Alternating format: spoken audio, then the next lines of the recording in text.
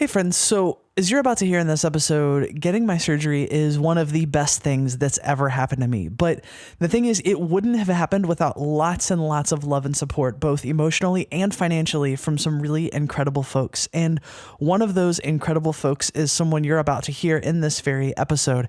She's someone who gave Celeste and I a lot of help a year ago because she was in a position to when Celeste and I were about to do our thing. Well, now she's in a tough spot because she has her surgery scheduled and she lost her job because her boss was a transphobic fuckwad. So to that end, my dear friend Marissa McCool has a fundraising page set up to help her cover some of the costs associated with her surgery. Celeste and I have given what we can, and I'm giving this space here at the top of the show to ask you, if you're in a position to help, please help her out. The URL isn't an easy to remember one, but I'm going to say it out loud twice in case you're in a position to grab your phone and jot it down. Here it is. It's GoFundMe.com/3Z5HF2. One more time, GoFundMe.com/3Z5HF2. And if you're not in a place to jot it down, it will be linked in the show notes for this episode, so you can grab it there. Thanks, friends. Your source for news, commentary, discussion, and debate at the intersection of the atheist movement and the LGBT rights movement. This is the Atheist Manifesto.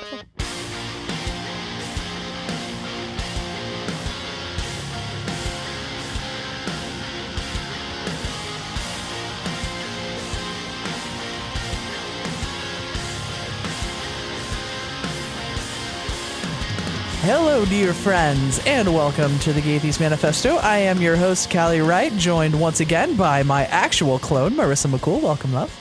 Hello, dear friends, and welcome. Oh, wait. You didn't mean I was supposed to repeat you in the process. That's what every clone show I've ever seen has said I'm supposed to do.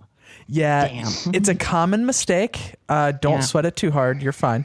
So just about 1 year ago, my wife, a few friends, and I all had surgery right around the same time. And I know for Celeste and I, it's been a very strange, interesting, but ultimately wonderful ride. In the original AMA episode that we did, we said we were going to do a 1 year follow-up to check in and see how things were doing. And so here we are. We have Bethany Turner, Melina Barrett, and my wonderful wife, Celeste. Welcome all. Hello. Hello. Hi. Good to be here. And as we all learned last week, Marissa's vagina install is coming up very soon. So we thought it'd be great to have her on to ask the questions that came from the audience and to ask some of her own along the way. So let's do the damn thing, friends. I sort of feel like the beardless person at the intersectionality panel, you know, the one that's supposed to make up the various group of people just to make the looks different, you know? I'm singled out. I feel attacked. Oh, Marissa's the token for a completely different reason than normal. And one I won't mind very soon being not a part of. Right. Good. Well, we're glad for that. So the first thing I'd kind of like to do is to just kind of check in on everybody. Melina, you want to start us off? Just kind of give us the TLDR, like what's been going on the last year? How are things?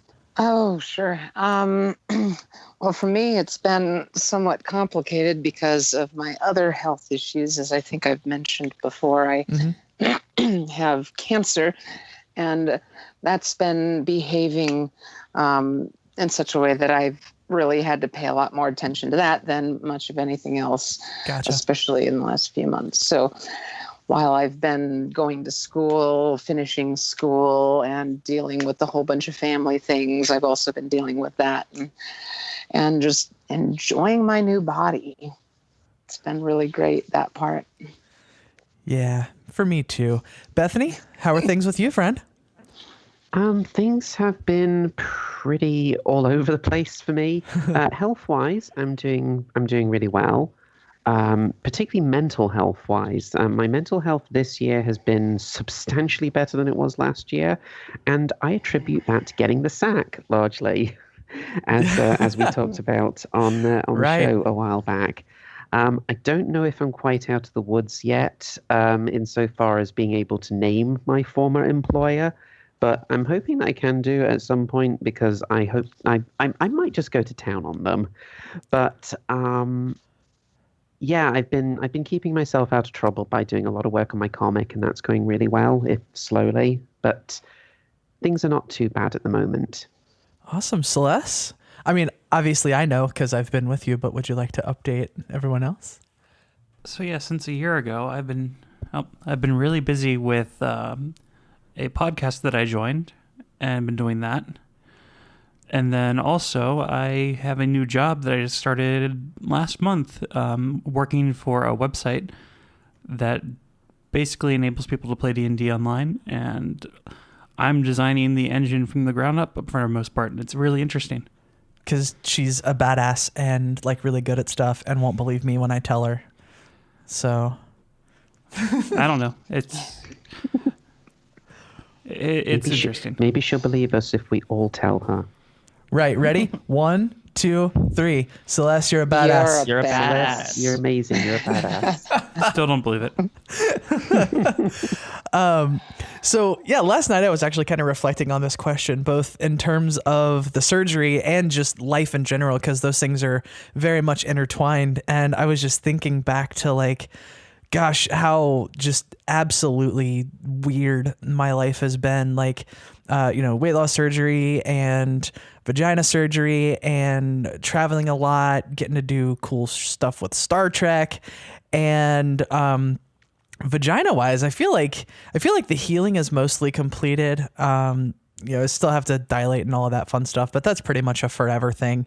So yeah, it's been a really weird and interesting thing. So we'll get a little bit more into this when we go through the questions, but the really big development is literally as of like a week ago, I kind of got brave enough to actually try, like, give a real shot at sexual stuff and actually like made it work. I didn't have an orgasm because I got overstimulated. Right.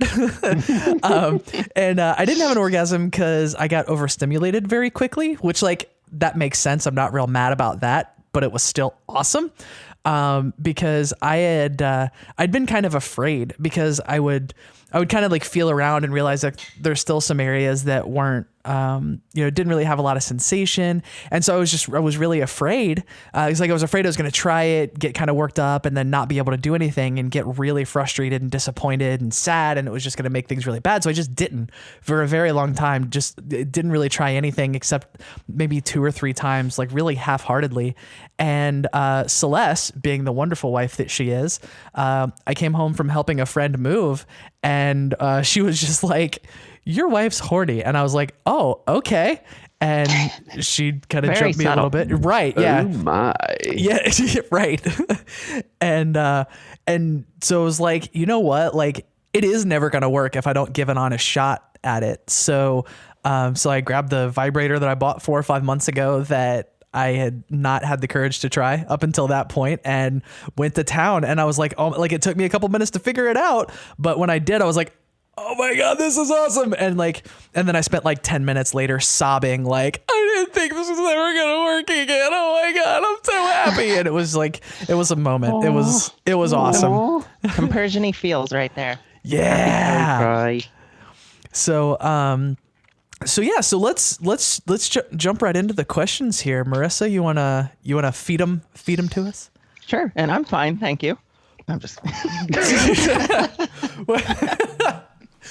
so mean. So first question comes from our I'm pretty sure all our mutual friend Trav. Who pretty vague, but how's the recovery process been like? I think it was Bethany that said all over the place, kind of all over the place. And I feel like that's where I've been at, is just kind of all over the place. Like dilating still is painful sometimes and it's not really a big deal other times. And but mostly there's no genital dysphoria anymore. And that's pretty fantastic. And I'm thinking a lot less about how different my body is or different I am from other people. And that's just because that discomfort is gone. Any other thoughts on that? Well, for me, the overwhelming majority of my recovery ended in October, which was only a month after we did the AMA. with the exception of needing to wait longer to be able to go in things like a pool and jacuzzi and stuff like that, which I've been able to start doing this year. A couple months ago, went out wearing bathing suits, bikinis, and stuff. It's so exciting. Oh, bathing suits are awesome. That was a moment I for can me. also imagine that being a bigger problem given that you live in Florida. Right. Yeah. I'm in Minnesota. That's not going to be a problem. Not for a lot of the year. Bethany, Celeste? My recovery has actually been really smooth. I went into it kind of terrified because I'd seen Callie and Celeste talking about their recoveries and kind of the trouble they were having and everything. And I was like, I've got this to look forward to. And when it was all done and everything, I mean, it was a little bit rocky to begin with, just, getting the hang of dilating and everything. So when I was initially dilating, that was a bit difficult at first, but I eventually it just became a part of my daily routine. It was an annoying part of my daily routine when I had to do it 3 times a day. But after 6 weeks, I think it was 6 weeks. Yeah, after about 6 weeks, it was down to 2. And then after 6 months, it was down to 1. And in September, it's going to basically be down to twice a week. So, my recovery's actually been really smooth. And I mean, I would say something else, but there's that's relevant to other questions that are coming up. So, what about you, Celeste? So my recovery has been pretty good. It was a little rocky at the beginning, but nothing I didn't expect. But throughout the year, it's not been bad. Keeping up with dilating is actually a little harder than I'd like because I don't make time for it, and I sometimes forget. And that causes problems later in the week when I go back to it, which I don't want to go into. But I can say if you're getting this surgery, make sure you pay attention to your dilation schedule because otherwise it's going to be painful. Hard agree. Pay very close attention to your dilation schedule and do exactly what your doctor tells you to do. Also agree. Yeah. I had a lot of difficulty, and like I always try and stress that like my experience seems to have been uniquely difficult. Like when I talk to lots of other folks, it seems like there's sort of a middle that a lot of people fall into, and I was on the more difficult end of the spectrum. And I have another friend who basically said that like dilating was just annoyingly boring and like never actually got to the point of being like painful or anything like that, which like, I hope, Marissa, I hope for that for you. That's kind of been my experience, the annoyingly boring stuff. I have to have something to read while I'm doing it. Yeah. Well, and for me now, it's mildly painful. Like it's not really that big of a deal anymore, but at first it was really bad. I mean, you know who's managing everything for me, right? They're not going to let anything be boring. I'm not worried. Right. Yeah, you are in good hands. Hi, Devin. We love you, Devin. Yeah, and I mean, to that, I guess, Stephanie asked how bad is the pain? And, again, reminding everyone that this is on a spectrum. It was pretty bad for me. I feel like Celeste's pain was mismanaged, like on a medical level. I don't know that it had much, because I feel like yours was worse than mine. Only the first week, when they had me at that stupid nursing home where they failed to manage anything. They had me in a room with no AC, which in California isn't a big deal if you can open a window, but the window wasn't openable either. Yeah, they actually had a screw screwed into the windowsill to where you couldn't open the window. Yeah. You're in San Francisco. Yeah. So not only was the room extremely hot, and so I was uncomfortable that way, they had the pain medicine locked up because it's a nursing home, so I couldn't get to it. And so that was really dumb. And the only reason I had to deal with all this is because instead of it being done in a hospital, it was done at the surgery center. And that's where they sent me. And it was terrible. And it was a horrible experience. And I don't even remember most of it, my time there. Like, it was so bad and I was in so much pain, I don't even remember it. Yeah. I wouldn't recommend Brownstein and Crane as a surgical center. The surgery itself, like the surgical results, I'm happy with, but there's just a lot of like administrative stuff that I don't think they did very well that made the experience a little more difficult than it should have been. I suppose the majority of my pain, the worst of it was by far that first week.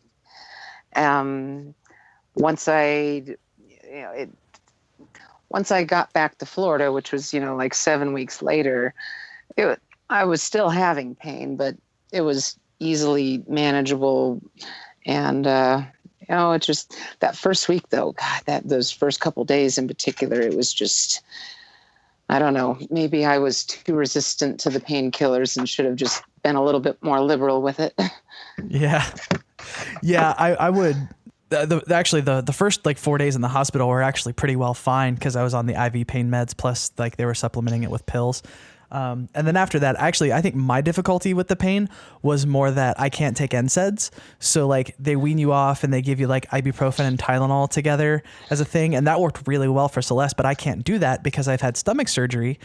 So like ibuprofen can give me stomach ulcers. And so like I kind of have Tylenol or opioids as a pain control method. So I feel like that was another way it was maybe uniquely difficult for me that it might not be for other folks.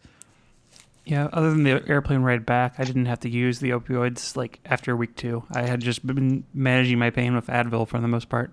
For me, there was surprisingly little pain. When I first woke up from surgery, I was all drugged up anyway, so I wouldn't have really expected any pain at that time. But in the hospital afterwards, the worst experience I had was when they had me sitting in a chair for the first time. I almost blacked out then, but that was more, I think from going from lying down for a few days to sitting up. So it was the blood leaving my brain that caused that. And there wasn't really any pain in that. It was just a really weird sensation. I got all dizzy and couldn't think properly for a minute or so, but it soon passed. The worst pain I had really was, aside from dilating by myself for the first time, was actually on the way home. When I was riding in the car, because my mum lived down there at the time. She's since retired up here, so that was well timed. She lived down there, so she gave me a lift to and from the hospital. And on the way to the airport in her car, I'd taken some paracetamol before setting off. But by the time we got to the airport and I was standing up again, I was like, oh, no, I can't do this. I need to take some codeine before we carry on. But apart from that, I've actually been fine. I guess it's because I didn't spend an awful lot of time walking around or standing up for the first few weeks. I was mostly just, sitting around the flat because I wasn't allowed out. And I just had friends coming and going to bring me things. But pain-wise, it's honestly been far easier than I ever could have imagined it would have been. I am glad for that. So am I. I hate pain. I feel like the next 2 questions have pretty much been answered there. Charlotte's and Stephanie's. One was, how has a year of aftercare gone and how bad is the pain after surgery? I think we've covered that. Well, I just have a little bit to say about the aftercare in my case. I had one follow-up with the surgeon. He came up to visit the Scottish patients in Glasgow, and I went through to see him, and he had a look, and the only problem he found was a little bit of tissue granulation, which he dealt with there and then with some silver nitrate, I believe, which I thought was going to burn, but I couldn't feel a thing. So that was good, and he said everything was fine. Everything was recovering as it should. I'd like to add something. It's not actually about my recovery, but about a friend of mine who had her surgery this past winter. About a month after she got back from that, apparently what happened was some skin started to, grow over the urethral opening, and so was causing restricted urination flows. Oh, wow. Very problematic in that case. And she had quite the runaround trying to find somebody that would, 1, figure out what was going on, and 2, dealing with it, and that was troublesome. And I can't speak for too much on that, but that was something that she encountered that I'd not actually heard from anyone else before. So I imagine it's very unusual. I was gonna say, yeah, happened. yeah. I spent dozens of hours reading online, and I don't think I read even a single instance of that. That is, I mean, unpleasant, obviously, but yeah, it's got to be. Yeah, super rare. that's a new one to me, but it's good that you bring it up because I mean it's something somebody's going to experience. Celeste, you had something you wanted to say? I was just going to mention the worst pain was honestly the bolster. Oh, yeah. So to get super graphic, to kind of hold everything in place and hold the packing in, they put this big piece of plastic over and they like suture your crotch shut on top of it. And that was really bad. And I mean, it was almost kind of smooth sailing after that thing went away. That was after a week, right? Or was that like 3 or 4 days? After a week.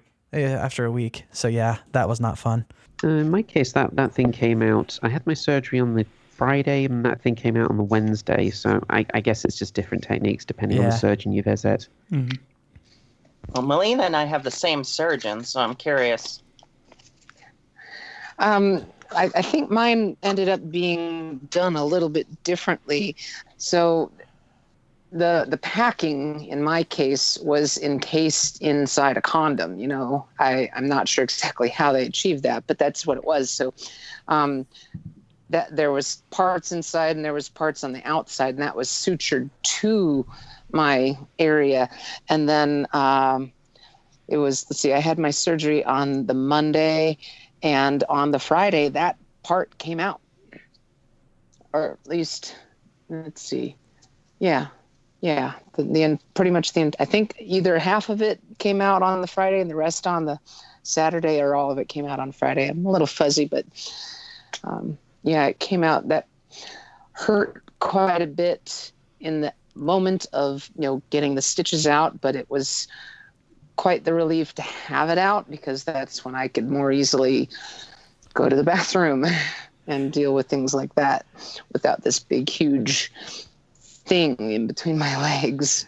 Yeah, that was, I think I can say, by far the just plain weirdest sensation I've ever felt. Like, it was kind of painful. It wasn't excruciatingly painful, but it was just plain fucking weird. Like, just removing the packaging. Yeah. Yeah, that was a weird experience for me as well. Although the strangest sensation I had was when they removed the catheter in my case, because it felt like I really needed to piss, but I didn't actually need to piss. Mm-hmm. Weird. For me, that was just it was just the tiniest little bit amount of burning, like real fast as they pulled it out, and that was pretty much it. Aside from the fact that at that point I really did have to pee, because they had done that the pressure test, so they like shoot a bunch of saline into your bladder. So after they pull the catheter out, they make sure that you can pee. And so, like, when they pulled it out, I actually did have to pee really bad. Not everybody does that. Right. In my case, they made sure I could pee before fully removing the catheter. They detached the bag and everything, but I still had this little tube in, and I had to pee through that to show that I could pee independently before they would remove the catheter. I wish they would have done that with me. Freaking had to keep it in for another week because, one, I don't like public restrooms, and two, I had no idea what I was doing. And so, combine that, I just couldn't pee, even after they forced saline up there. It was just impossible for me to pee that day. Went home, was told to, keep trying, and if I couldn't pee before the end of the day, I had to come back and get a catheter. And lo and behold, it was 5 p.m. and I had to rush back there and have them put a catheter in. Yeah, in my case, they would have kept me in the hospital for like another week. And I was like, yeah, I've got a flight booked home on Friday, right? So that's not really going to work for me. So I was like, I have to piss soon real bad. Yeah. Yeah, in my case, this was like, I mean, I was super emotional, right? Because like, she pulled the mirror out and I saw the mirror and I was like, oh my God, this really happened. And I, painkillers and everything. And then like, I was like, so my bladder feels really full. And like, am I going to be able to hold this when you pull the catheter out to make it to the bathroom? Am I going to have to like waddle down the hall to get to the bathroom? And the nurse was like, oh yeah, you'll be able to hold it. And I was like, okay, I'm trusting you because this is like day 4 with a vagina. So I'm still learning. Right. And, and I like, she pulled it out and I was like, okay. And then I stood up and like, I just kind of started peeing a little bit and I was like, okay, I need to get to the bathroom fast. And I'm literally like, I'm super emotional already. And my mom is there with me. My mom's being great. And she just got her hand on my shoulder, like making sure I stay balanced. And I'm literally waddling down the hallway towards the bathroom and I'm crying like, I'm doing a bad job. I'm doing a bad job. In my case, I feel really hecking spoiled because I had like my own ensuite bathroom in my own private ward and everything. So it's like literally I had to like step like 2 meters away from the bed and I was at the toilet. Oh, I'm so jealous. See, yeah, by that, because they only kept me in the hospital for 3 nights and I had gone home and then I went back to the surgeon's office for my 1 week checkup. And that was where they took all the stuff out. So yeah, I'm jealous. Yeah, it was basically like a hotel room with medical equipment. Yeah, same with me. It was, and I was there for, from I Monday through Sunday I was there, and it was, my own private room had its bathroom that didn't have a shower. It was just a toilet and a sink. But I had a bath and a shower and an ocean view. Oh my God. That's like reasons 5, 6, 7, and 300 that we all need to live where you live. Like, well, I so have jealous. a spare room, which can accommodate 2 if any of you ever want to come over. Things sure are looking more attractive every week here about moving overseas. Don't be fooled. We're going to turn into Mad Max country before too long. Oh, right. Mm-hmm. Different episode. So, some person named Marissa just needs a reminder. Please remind me I shouldn't be terrified. You should not be terrified. No, you legitimately Melina, shouldn't she be knows terrified. what she's talking about because you're going to the same people that she did. And sounds like things went well for her. So it sounds like you're going to be in good hands too. So you do not need to be terrified. Yeah, I would say expect difficulty because it's surgery, but terrified, definitely not. And not to mention the fact that like, we all know who's taking care of you and we know how awesome they are. And so I feel like I feel like you're going to have the best of all possible outcomes. Absolutely. Yeah, the good outweighs the bad, and if I could go back in time and do this again, I wouldn't do it the same week that Callie got it done. That was a mistake. And would you also have Devon looking after you? Maybe. I feel like Devin is really good at looking after everyone because with that 100-yard death stare, anybody who messes up is like, oops. Right. I know, right? So Chris asks, I only came out recently. How long does that small voice telling me I might be making a huge mistake go away? Well, I will be honest and say that there are still times where there's that little tiny voice in the back of my head that says like, gosh, was all this really the right thing to do? But then it's followed up by my internal monologue screaming, that's the silliest fucking question that you could ever possibly hear. Because like, of course it has, like looking back on my life and like, yep, there's been struggles, there's been difficulty. It's been really, really hard at some points, but like worth it 100%, like without question, unambiguously. In my case, I have the same. I do sometimes have that nagging question asking, was this the right thing to do? Have I made a huge mistake? But in my case, it's not an internal monologue that responds. It's an entire Greek choir that responds and says, no, this was the right thing. I only occasionally, and for me, I suppose it's a little different because it's not so much the did I make the right choice or anything. It's that it's more like a situational thing in that, should I really be doing this? Or should I have gone this way? And I think about almost instantly, well, if I hadn't and was sitting here, in my quote unquote old self, how would I feel? And it's just not comparable. It's like, no, there's no way I would ever want to go back to that. Yeah, I agree. Like just in generally, like making the decision to like, medically transition to the degree that I have, but also, just like coming out and living my life authentically, like sure, like it's created problems and it's created difficulty, but that's because of the world we live in, not because it's the wrong decision. Right. And so for me, it's like, it's not even a question. Like it's 100% been the right thing. Early on, I did wonder to myself, and this is the first time I've actually said this to anybody, I did wonder if perhaps I should wait until my nana dies before pursuing transition, because I figured if anyone in my life was going to be least willing to accept it, it would be my, how old was she at the time?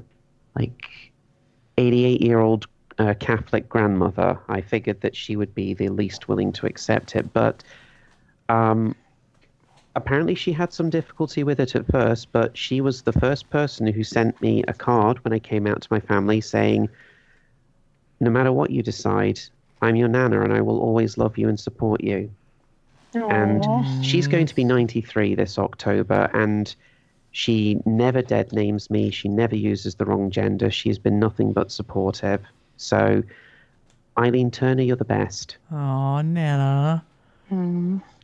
Kenny asks, is it everything you imagined it would be? And are you completely satisfied with your results? Well, I'll go. And so I will say cosmetically, not 100%, but I don't know that's because my surgeon did anything wrong. I think that's just because like I have insecurity about my body, generally speaking. Like I have, obviously I have a lot of extra skin down there from my weight loss and stuff like that. And I feel like that's like 90% of it.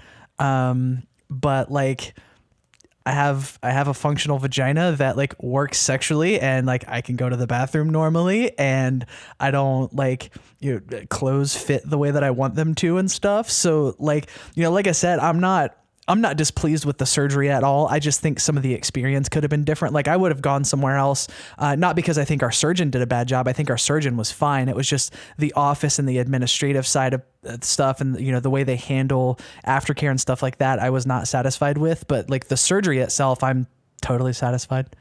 Socially, it's everything I could possibly want. Being able to go to the bathroom the right way is just amazing. Being able to go to the women's locker room and change with the other women and not be a problem, and put on the bikini bathing suit and go into the jacuzzi and all. It's just amazing. And I'm just so happy with that. That is just so great. As to am I completely satisfied with my results? I honestly, I have to say no, with one specific thing, and that's depth. I don't really have much. And it's a little on the complicated side, and I don't want to go too much into it, but it's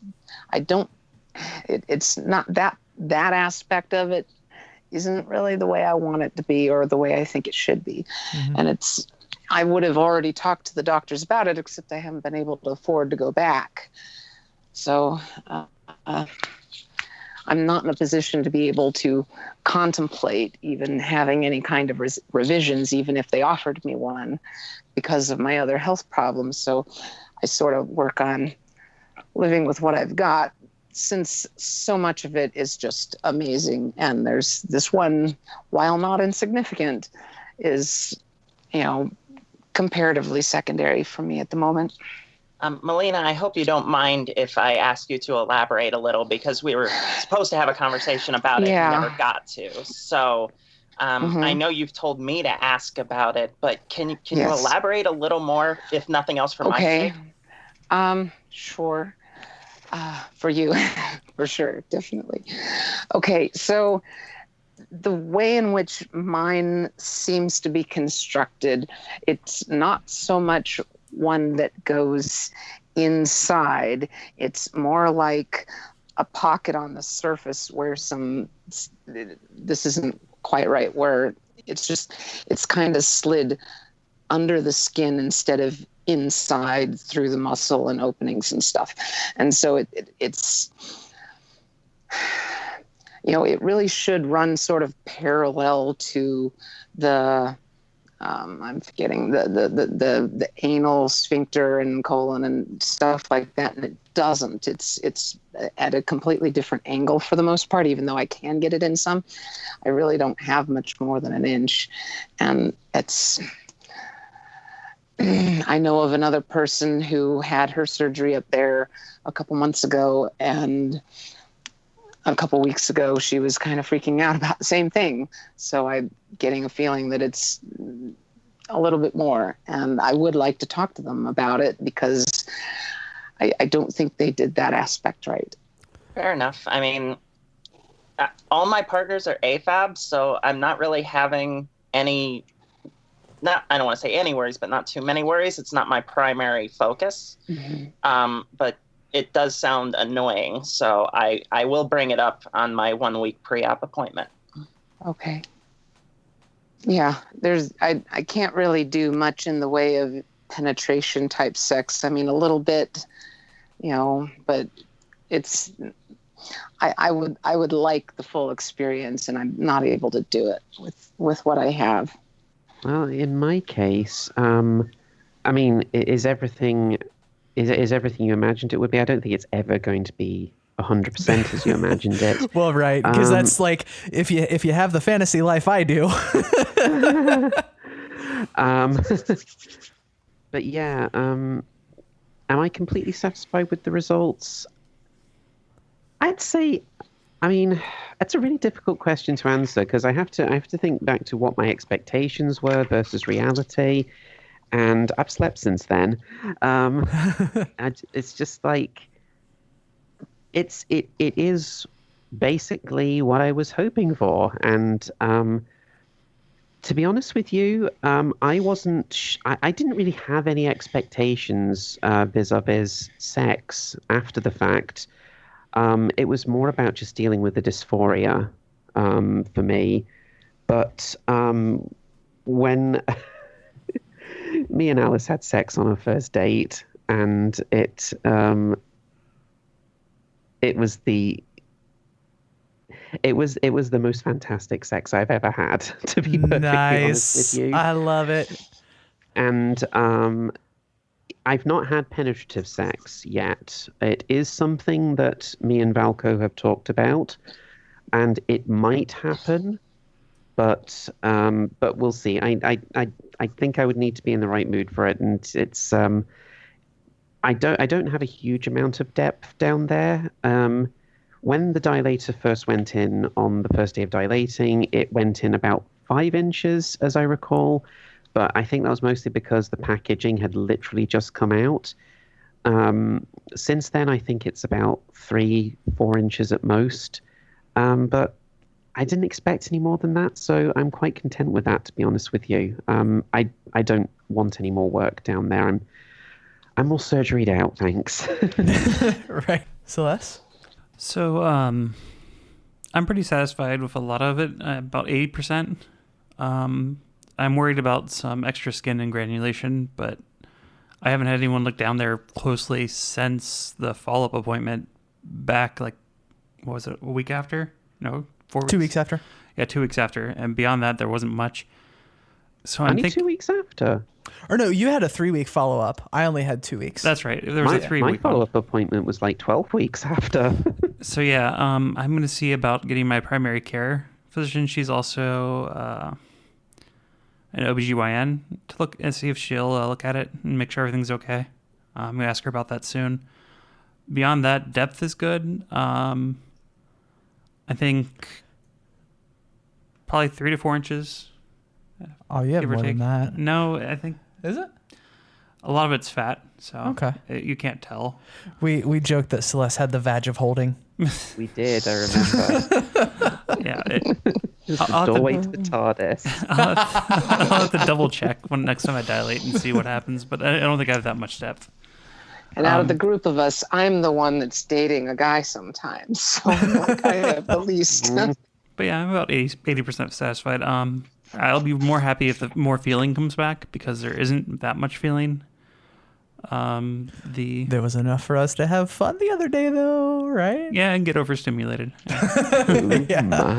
But that's more from the clitoris than anything else. There's no feeling beyond that at the moment. Well, that That's still counts. similar in my case. Yeah. I get most of my sensation from the clitoris, which I'm really happy with because I was like, I honestly, it works better than I was expecting. So, so I'm good with that. Well, even though I've complained about my depth and how it works, I actually very much do enjoy some of these little bullet things that I've got that I can get in there. Although most of my stimulation is still up in the front clitoral area. But that little bit there, it's pretty amazing. And I mean, this may be a little too graphic, but the fact that This is the TMI episode. right? But the fact that I pretty much don't use what I have in sex anymore anyway, that pretty much sounds like not a lot will be different for me. So I'm feeling rather okay about that as it is. Yeah, I was pretty much the same when I was in your boat.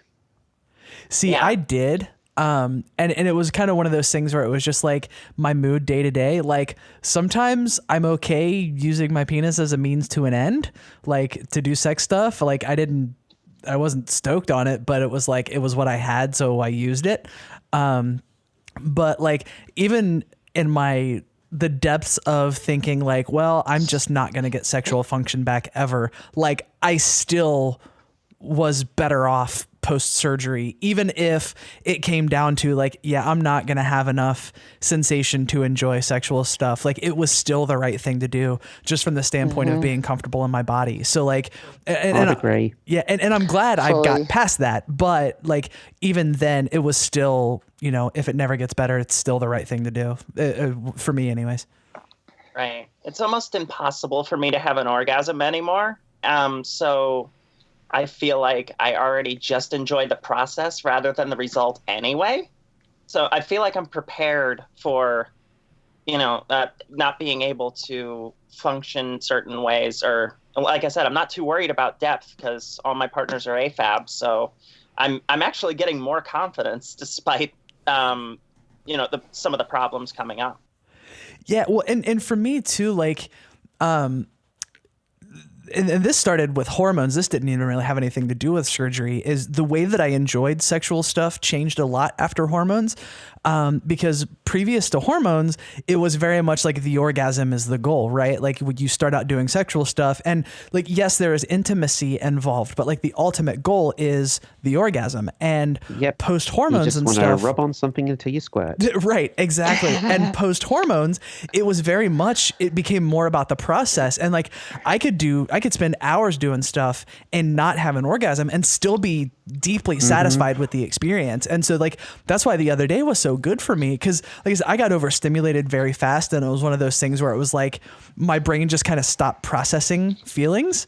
So Jake, kind of to follow up on what we were already talking about, Jake asks, what was it like having to adjust to one set of parts after having the complete opposite? Also, this might be really too personal question, but what is it like going from having one set of parts to the other sexually? Well, I mean, I think we covered a lot of the sexual part, but I mean, just in general, I was actually, and this may spoil the answer to one of the last questions, is the thing that surprised me was how quickly it felt normal. Because I imagined, even though it was arranged correctly post-surgery, I still just imagined like it's such an adjustment. It's going to feel real weird for a period of time. And it did from the standpoint of like, I just had surgery down there. So there's swelling and there's pain and that kind of stuff. But as far as the actual way that my body was arranged, I felt comfortable with it almost immediately. Like as soon as the packing and stuff came out. Yeah. Very much so.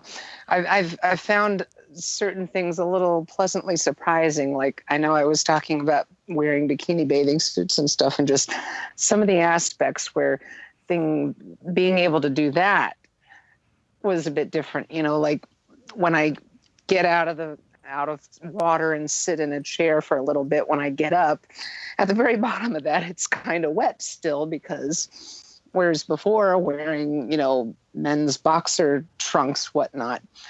That didn't happen so much. It was at the very bottom. It was just different. And so right now, every time I get up with a slightly damp bathing suit, it's like, that is so different. It's so interesting. And for me, the thing that I noticed immediately was I don't have to tuck anymore. Right. And that is so nice because I have this dress that I got in 2016, and I didn't realize at first, but I had to tuck really hard with that so that there wasn't anything showing downstairs. And I specifically took that dress with me down to Brighton so that I could wear it on the way home, because it was the first time I was going to be able to wear it without ever having to worry about that. And it just felt so wonderful. Mm-hmm. It's just not a worry now, which is great. Yeah, not having the tuck was amazing.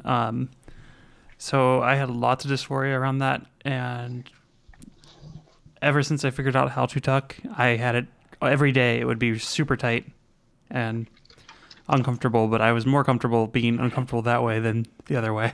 Yeah. Yeah, well, and see, for me, tucking really wasn't an option because this is the TMI episode. My penis was not that big, but I had comically large balls.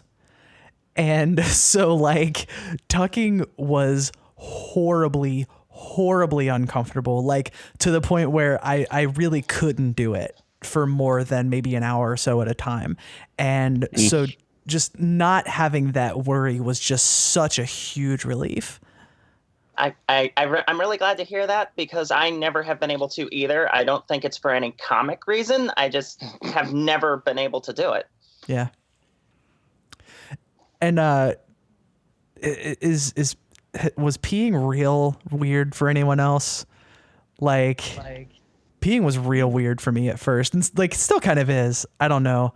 Well, for me, it was a little weird at first, but I've sat down to pee ever since I was a child anyway, so that didn't change. The only thing that really changed was I didn't have to hold anything or aim at all, Right. which was nice. And also, I need to get some, toilet paper or wet wipes to clean up afterwards, which that's kind of new, but it's fine. I've adapted to it. For me, peeing, it was just felt natural the very first time. It was like almost relief. It's like, okay, I know everything's swollen and it's going all over the place, but this is right. Yeah, well, that was the thing for me. It was messy at first, isn't it? Yeah, and that's exactly like prepared for that risk. If my ass is not vacuum sealed to the toilet seat, pee goes everywhere. Like that was the thing for me. Pee still ends up in places where it's like, how'd that get there? That's true. Well, in a different aspect, sort of the same question, Claire asks, what impact has obtaining the correct anatomy had on the emotional aspects of physical intimacy? Are there aspects of sex in the physical and the emotional realm that are better, worse, or the same? I'm comfortable being naked around partners now, whereas before I had to feel really safe and calm to be able to get naked around anybody. I just am that much more comfortable in my body now. I mean, I'm sitting in my underwear right now because it's the Mojave Desert in Scotland right now. And because I've got the window closed, my room is quite warm. So I'm practically naked here, and I'm fine with that. Whereas before I wouldn't have been. So there's that for me. Yeah. So, and I think Celeste might agree with this. You can jump in if you think that I'm wrong. But between Celeste and I, doing sex stuff for a while was kind of a gamble. It was like, hey, like I'm feeling it, you're feeling it. And we could get into doing stuff, and all of a sudden like a wave of dysphoria would hit, and it's like, oh, we got to stop. I kind of feel like a dick for stopping, but we have to. And then both of us at different times had been like, oh my gosh, I'm feeling a wave of dysphoria, but I feel like kind of a jerk, so I'm just not going to say anything, and we're going to keep going. And then we end up feeling really badly afterwards because we didn't stop to address the dysphoria thing. And so it was just for me, it was almost like it was kind of exciting, but it was kind of scary because it was like, well, if that happens, like one of us is going to end up having a bad time and being kind of hurt after the fact. And I mean, we're kind of just now diving into sexual stuff post-surgery. So like, I don't know if I can answer that question with a lot of confidence, aside from saying that now the question is just like exploring and getting to know our new anatomy without the risks of the dysphoria and all that sort of stuff. Celeste, would you say that's accurate? Yep, exactly. There's only one thing for it, Callie. We'll have to do a second anniversary AMA. Right. Well, Make it an annual event. Right. Well, And it wasn't long before this yearly custom became an annual tradition. well, and there were times where it would actually, like, when we didn't fight about it or anything like that, but there were times where it would become kind of a point of stress on our relationship, where it was like, oh, like you never want to do this anymore. And it's like trying to figure out why. And then it's like, well, yeah, it's just because I'm afraid. It's like, so I really want to, but I don't want to. And it was just like, it made things real weird sometimes. And like to have that relief lifted like a week ago, it's like cool, like we have that barrier away now, so now we can just kind of jump in and have fun and experiment without that, because there's always that context kind of hanging over your head of like, you know, both of us before were kind of comfortable using our parts as a means to an end, but neither of us were happy with them. So it was like, oh, like, yeah, let's get in and do this, but we're not really sure how it's going to turn out or how it's going to end up. Whereas now the question is just like, we just got to kind of figure out how it all works. So it's more like a science experiment now. Is it wrong if I'm imagining, just from you describing that, is it wrong if I'm imagining that scene from The Two Towers where the Ents break the dam and release the river? Yes, and also things do end up on fire. We just have to find time first. Yeah. We're both extremely busy. Yeah, of course, time is the thing now because we're both so busy, and I work a second shift schedule and she works a first shift schedule again. So now it's like, she like mark off time in our calendar for Celeste and Callie's sexy time. And you talk to me about my Google Calendar. Jesus. Which is something we need to do, Callie, actually. We need to make a Google Calendar. We really do. And you need to include doing a sex in there. No, Absolutely. And you know what? Because you said that, that's hilarious. I am going to call it that from now on. Doing a sex. That's what Alice said one time. We were just, I was over at hers. We were waiting for my Metamor to start doing a video gaming stream. And it was running slightly late. So Alice just looked at me and said, do you want to go through to the bedroom and do a quick sex? Oh, that's fantastic. Oh, I love that She's so wonderful. much. I love her so much. Well, for me, sexual intimacy in the last year has been somewhat difficult, but that's more because of other stressors, like my other health problems and stuff, more so than anything else.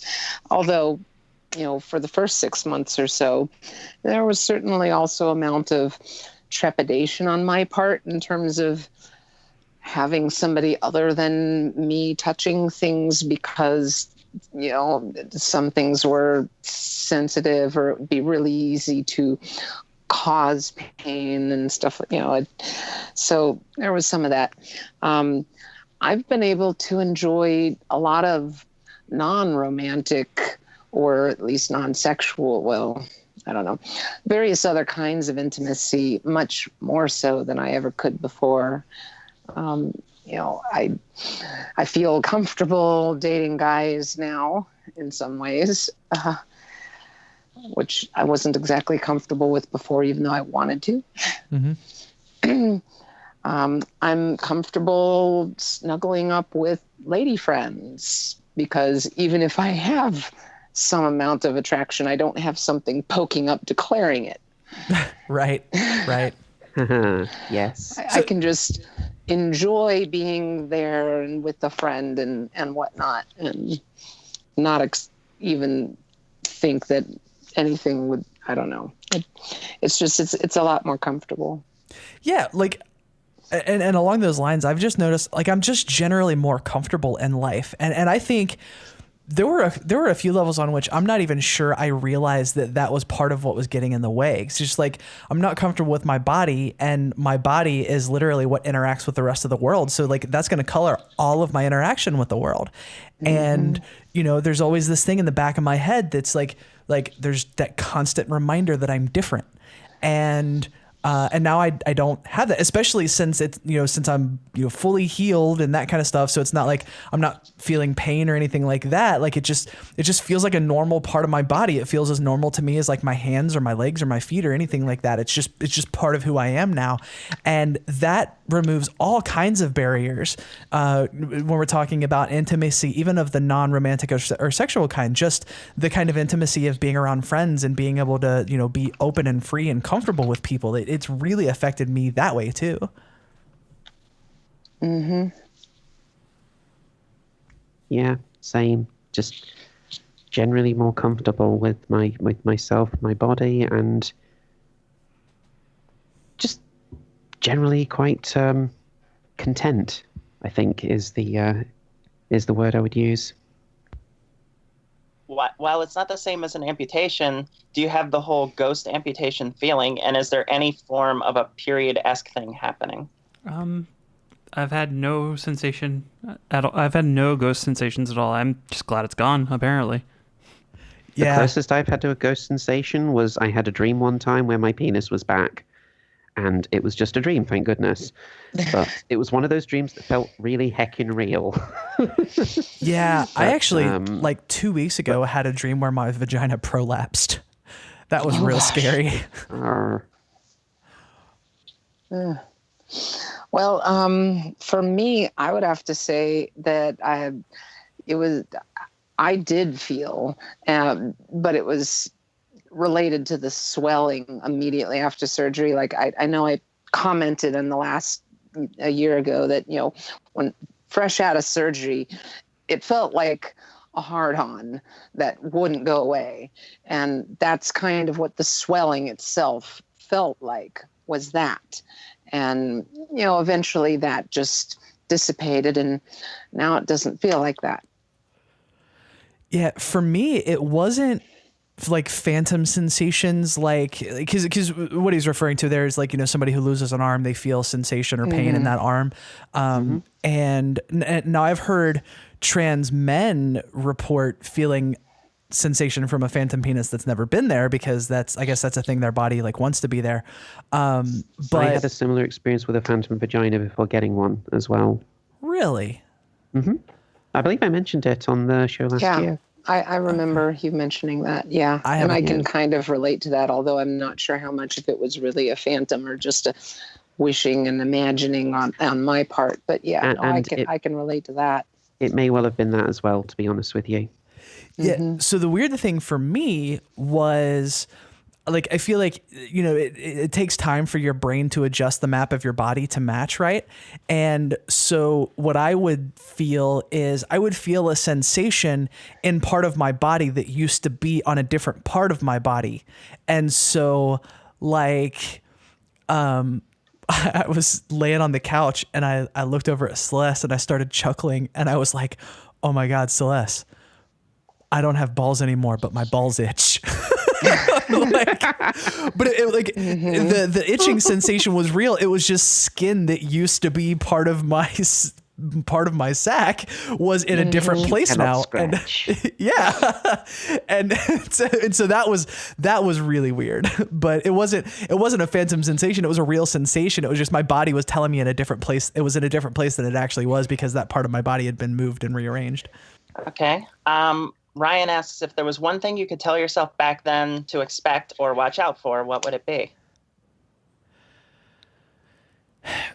I feel like I was pretty well prepared going in, because I deliberately sought out people who spoke very frankly about the difficulties of the experience, because like I would rather have gone in expecting to go through hell and been pleasantly surprised by it not being as bad as I thought. And so I felt like honestly,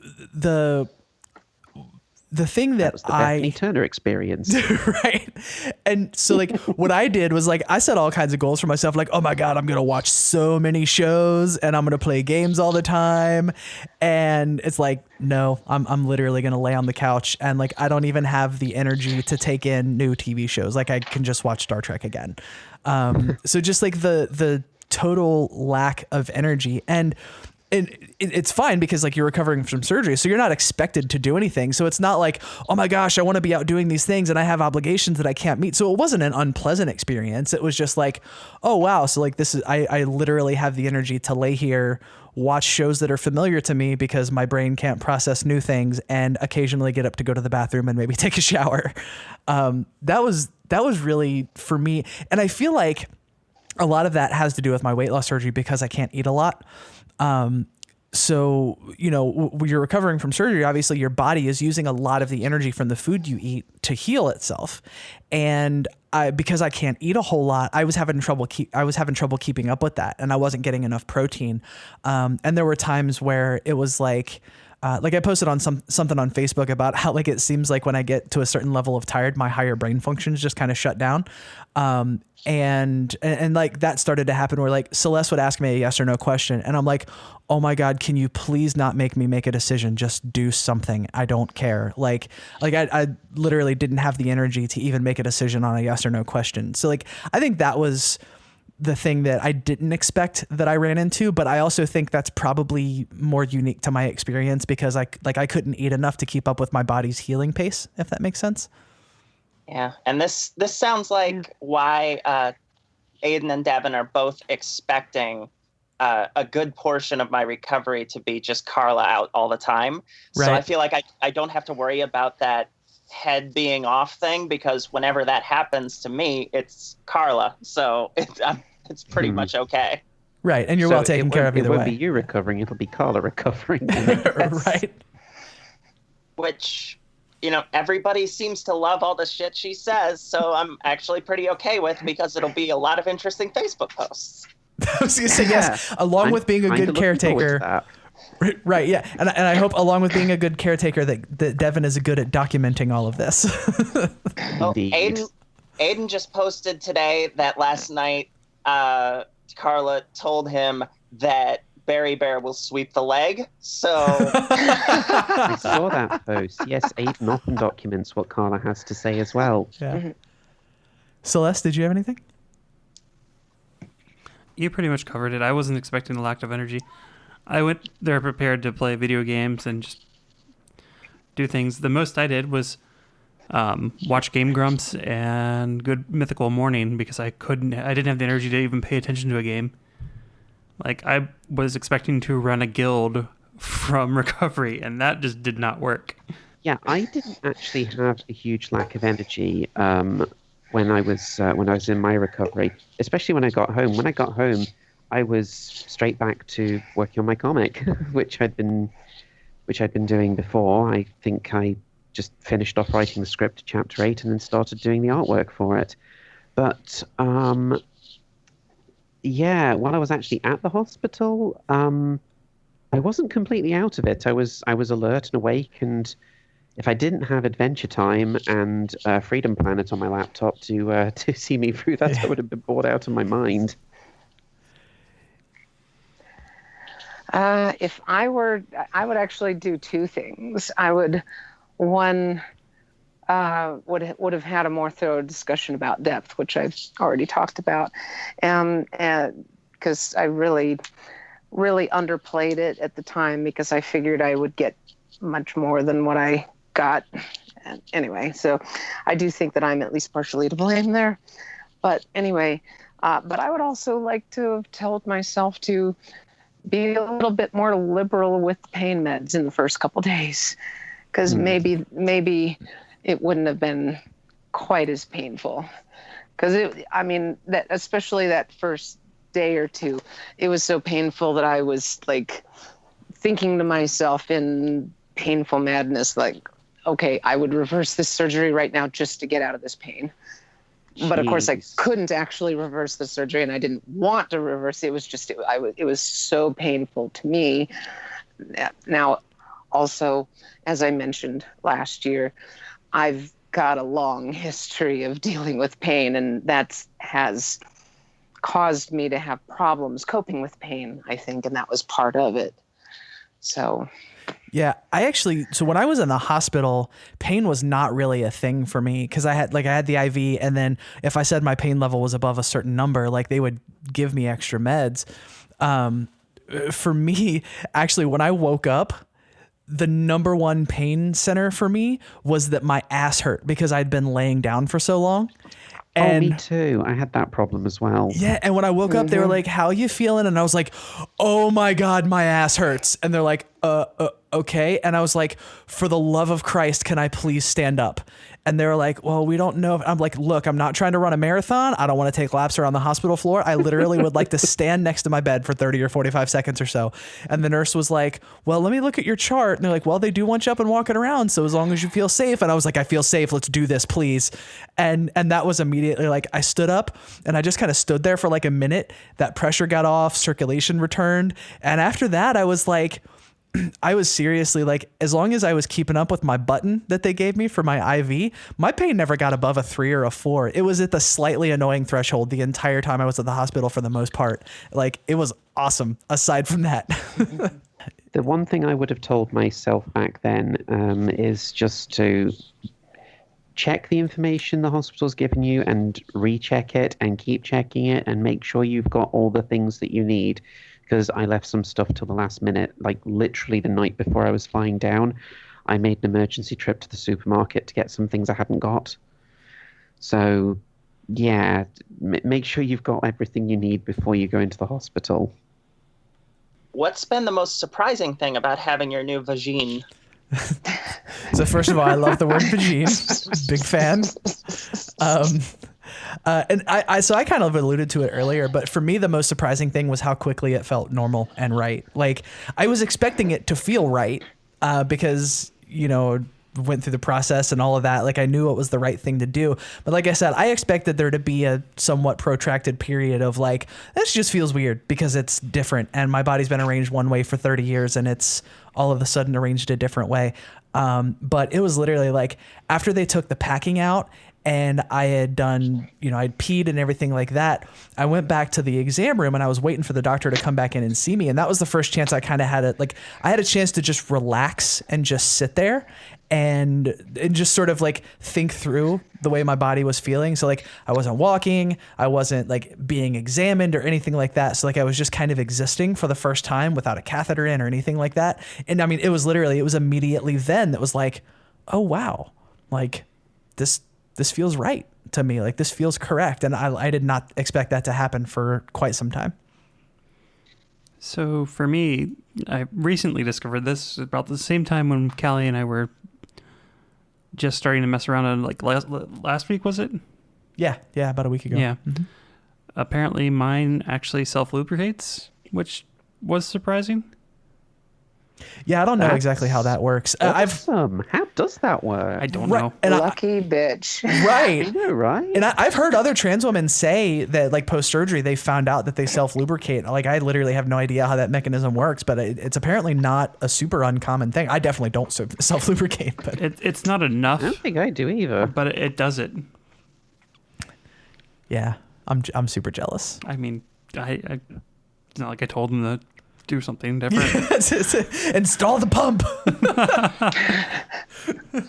So Raphael asks, after post-op recovery, what was your first positive thought about your new body? And I think, Callie, you've already kind of said that, right? Yeah.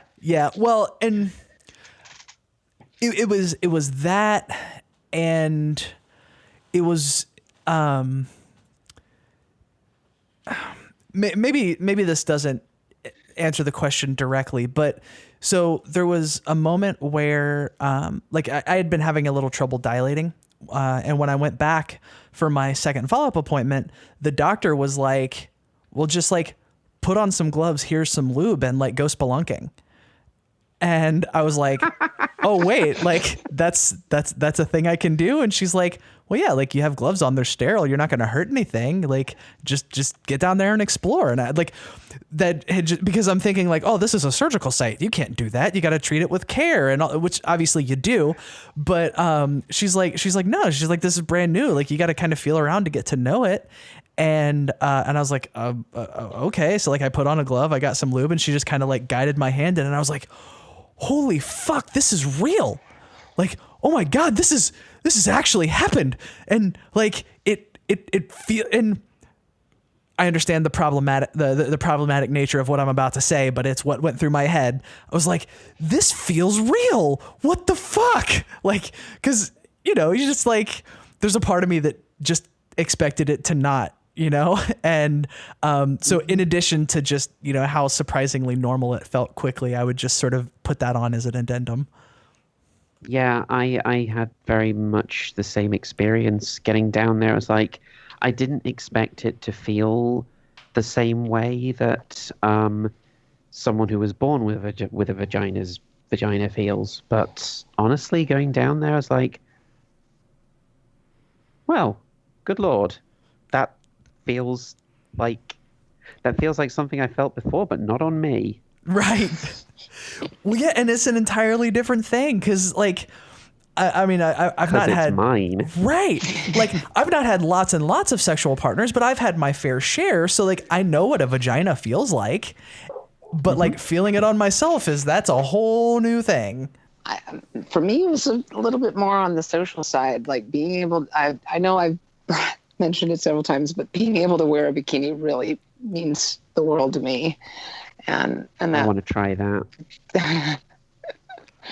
Being able to do that really made a huge difference for me. So that was like, I can wear a bikini now.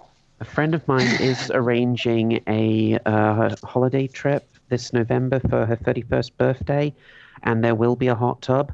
I do have a swimsuit, but I'm thinking I'd like to get one that doesn't have anything down there to hide anything that's down there, because I don't have anything to hide down there now. So maybe get myself a bikini or something. But again, it's going to be November. But I'll be in a hot tub. It's just a very quick trip from the front door of the cottage to the hot tub. The cottage, or as I like to call it, the shag shack. Yeah, I got that Starfleet uniform bathing suit, and the first time I put it on, I was like, oh my God, this is incredible. Because like before that, to swim, I just wore like, you know, shorts and t-shirt because I wasn't comfortable. But like I went to the pool at the gym I used to work out at, and I put that swimsuit on and I dipped in the water because it was like, you know, they say at 8 weeks it's safe. I waited 9 just to be 100%. And I was like, oh my gosh, I'm in the water and this feels weird, but like, oh my God, it's amazing and it's comfortable, and was just like, was having a real like existential moment there in the pool at the gym. I haven't been swimming yet myself, but it is something that Alice is talking about us doing once she's recovered. So that'd be nice to do. Mm-hmm. I feel like there's no better question to go out on than Ingrid's, which is, how much was it worth it? All the worth it.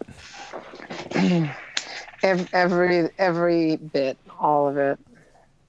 Yeah, a personal anthem of mine, basically, over the last year has been that song by, what's her face, the French singer, the song Rien de Rien. And the line is, non, je ne regrette rien. I regret nothing. That's the one. Thank you. I keep figuring at some point I'll run into somebody that asks me, well, do you miss your old part? Because I've never, not once, missed it in any way. Me neither. I only had just, you know, when I was thinking about sexual stuff and wanting sexual stuff and realizing I didn't have function there yet, there was a part of me that was like, oh my gosh, it'd be nice to have that again. Like, just so I could, like, if I could just like put it back on for a quick second to do the thing and get rid of it again. But like, what we need for circumstances like that is plug and play penises. Right. Right. Which, like, I'm not interested now anymore since I know sexual function works now. Like, I'm entirely over that. But yeah, I mean, like I said, even before I had recovered fully and I was still in pain and still uncomfortable and dilating was still really painful, like there was never a moment where I was like, gosh, did I really do the right thing here? I don't know. Like, even in my worst moments, it was like the worst thing I thought was like, gosh, I wish this wasn't so hard. It never, ever crossed my mind that I was like, oh man, I don't know if I did the right thing. It was literally just like, I wish it wasn't this difficult. That was the worst thought that I had. Yep, all the worth. All the worth. Hard agree. So Marissa, how you feeling, love? I'm pretty much at the same place I was in many ways, which is I think a lot of the fear is coming from the unknown. As I've said more than once, I've never even been in the hospital, let alone had surgery. So I was in the same boat. Yeah, this is all completely new to me. And I think that alone is what's scary to me, because I am an autistic person and repetition and regiment is very, very helpful toward my mindset. So I think this kind of big life change is just as much discomfort of a huge disruption of pattern as much as it is fear of the unknown and worrying about pain, because I became a pain wimp after I started transitioning. So that's been worrisome. But other than that, I have no qualm whatsoever about making the decision. I think the biggest thing for me has been seeing how many people can't get this done and want to, or can't afford it. And I'm fortunate enough to be in a position where I have 2 live-in partners who are working, one who is taking care of me, and an insurance company that covers it in a state where it's illegal to discriminate against us. And who knows, before, they don't just let doctors discriminate against us, but they decide that certain things can't be done anymore. So as terrifying as it is, a lot of it is motivated by the fact of, well, it's not illegal yet. Right.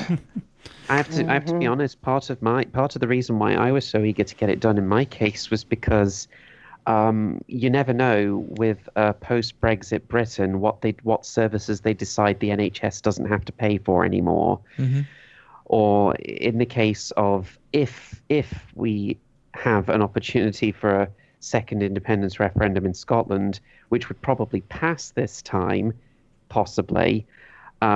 We don't have any surgeons in Scotland who perform it. So would we still travel to England to do it? I don't know. These are questions that a lot of people aren't considering because most people aren't trans. Right. So getting it done when I did, I was glad to do so. My only advice is don't do what Callie did. What do you, what? What specifically did Kelly do? Don't dilate your urethra. Yes. Shit. Only Don't do that. Stormtroopers are so precise.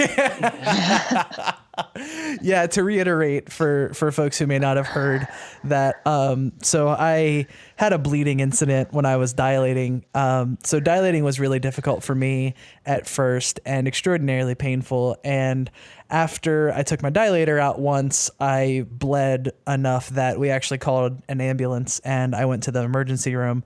It turns out like the total amount of blood that I did the math and it was like 0.02% of my blood volume. This is like, it just looked really scary. But I went into the doctor's office because I called him and I was like, look, motherfuckers, I need you to look at this because I can't dilate and this is going to be a fucking problem. And like, it was just, I was really, really high strung and really upset. And so I went in. And she was like, yeah, bring your dilators and show me what you're doing. And like, I went in with my dilator and she's like, yeah, you're hitting your urethra. And I was like, fuck. And so like, that's literally what it was. And after I figured that out and like, she showed me how to do it again, it was still painful, but less painful and had no real problems after that. Negative. It didn't go in. It just impacted on the surface. Star Wars jokes about my vagina are always welcome. Also, I am so glad this has just become a continuation of the last episode of The Sister Getting Out of Hand with just holy voices. It's amazing. So, yeah. Also, the most uncomfortable thing I've ever done in No end to the horrors. the most uncomfortable thing I've ever done is sit in an emergency room post-surgery, like, what was it, a week or two after surgery? I was just sitting in one of those hard chairs in an emergency room. Oh God, yeah, and I felt so bad for you. And they wouldn't let me get up. I had to pee, and because of the swelling, they put one of those. Oh shit, what do they call it? The thing. Bedpans. Well, it wasn't even a bedpan. It was like a jar thing that they like put up against your vagina that you can pee into, but like because of the swelling, it literally didn't work when I was laying down. My urethra was covered when I was laying down. I had to sit up, and they wouldn't let me sit up because they weren't sure how much blood I'd lost. And so I was laying there literally all of the pain that I was in was because of how bad I had to pee. As soon as they were like, "Oh, you lost basically no blood, you're good to go," like I stood up and peed, and I laid back down in the bed, and I was like 100% fine. It was that was a terrible, terrible day. I'd almost forgotten about it until Celeste brought it up. Thanks. Because of your experience, I knew to not do that. Right. Made sure I checked with the nurse and everything. Okay, so this is the hole it needs to go in. This is the hole it needs to not go in. Yes. Well, it's a small thermal exhaust port right below the main port. The wrong hole is not a virtue. The weird thing is I didn't struggle with dilating, and I didn't have the energy to check to see what Callie was doing or why she was in so much pain. So, yeah. Well, because we kind of lived in separate rooms a little bit. So Celeste went into the bed, like in the bedroom that was there, and I stayed on the couch. And so like, actually for like the first week, we didn't really see each other that much. And so like, we just kind of like, I'd pass her on the way to the bathroom, or like she'd come out and sit in the living room for a minute or two. And yeah, that was a weird time in my life.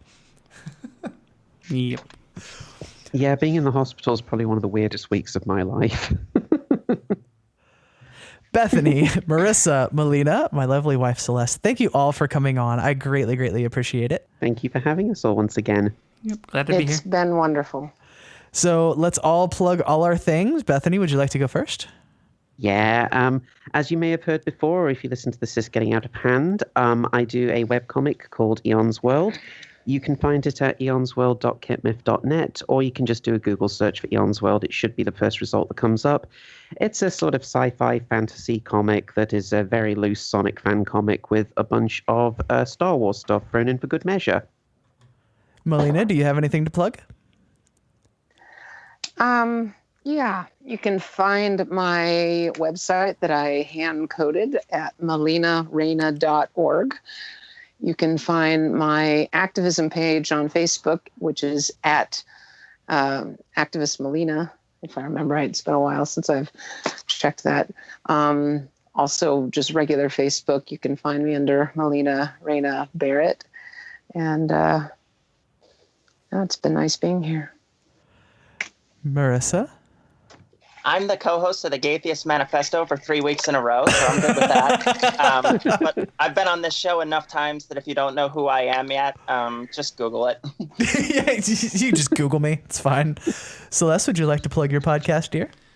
Yes, so I am one of 3 co-hosts of Blastburn Radio, which is a Pokemon Nuzlocke podcast. We also stream our gameplay every week. So on Wednesdays and Thursdays, I'm streaming on Twitch. And that's at Celeste the Lost. Yep, it's twitch.tv/Celeste the Lost. I was about to say that, but you interrupted me rudely because you're awesome. It sounded like you were moving on. I'm sorry. I wanted to make sure you got it in. Callie, you're the worst. You're the absolute worst. I really am. Welcome to our marriage. Oh, whatever. Get it? Make sure you got it in, because it's an episode about vagina. Fantastic. Try the veal. I just flew in from Chicago, and boy, are my arms tired. I'm sorry, Celeste. Finish your plug. I love you. Did you realize I called you awesome? I was giving you a hard time. Yes. Yeah, whatever. Yeah, I caught it. I've lost my train of thought. Blastburn Radio, twitch.tv/Celeste the Lost. Yep. And then there's, that's about it for now, I guess. And that, my friends, we are also working on a project together, the Transatlantic Geekcast, which is a podcast that we hope to have a pilot episode out soon. Yes, we are. that is super I didn't know if you exciting. wanted to announce that because you didn't say anything before. No, I decided I wanted to announce it since I announced it yesterday on the Sister Getting Out of Hand as well. Fantastic. There you go. I just found out my wife is doing a second podcast while we're recording another podcast. It's great. We communicate. Welcome to our marriage. I mean, you're not home usually during those times, so That's fine. I'm just kidding. I want you to do all of the awesome projects. So quick, hopefully not so awkward edit point. This episode was recorded on Friday. It is now Tuesday as I'm finishing up my editing. And literally the day after this podcast was recorded, I did in fact have my first orgasm from Vagina Things, and I couldn't let the episode go without making that super happy announcement 3 days shy of my 1 year of Vaginaversary, if you will. I had my first orgasm. Celeste was recording her podcast, and I was like, you know what? She's going to be holed up in the office for a couple hours. I don't have anything in particular planned, so like, let's do the thing. So I grabbed the vibrator and did the thing. Took a little bit of work, took some figuring out, but it happened, and it was like a nuclear explosion in my living room, and it was amazing. So yeah, couldn't let the episode pass without making that happy report. So back to the outro of the show. Hopefully this edit's not too awkward. That, my friends, is going to do it for this episode of the Gay Theist Manifesto. If you think what we do here is important, please share this around to your friends. Search the Gay Theist Manifesto on Facebook and Twitter to find us there. I am at GayTheistCallie on Twitter, and you can email us at podcast@thegaytheistmanifesto.com. We are a part of the Trans Podcaster Visibility Initiative. We're a group of trans podcasting badasses working to bring more trans voices into podcasting and other content creation. Search the Trans Podcaster Visibility Initiative on Facebook for more info. If you want to support the show and the activism we do, you can head to patreon.com/thegaytheistmanifesto and make a per episode donation as little as $1 per episode. And if you can't do that, you can still give us a 5-star rating on Apple Podcasts and share us around to your friends. It all helps, and it all makes a difference. Before we go, I want you to know that if you're lost, you're hurting, you're scared, if you feel like no one cares and no one understands, you need to know there's a community out here that loves you, cares for you, knows that you're capable of amazing things, and that you are worthy of love. If you're struggling, please don't be afraid to reach out. Until next time, friends, this is the Gay Theist Manifesto.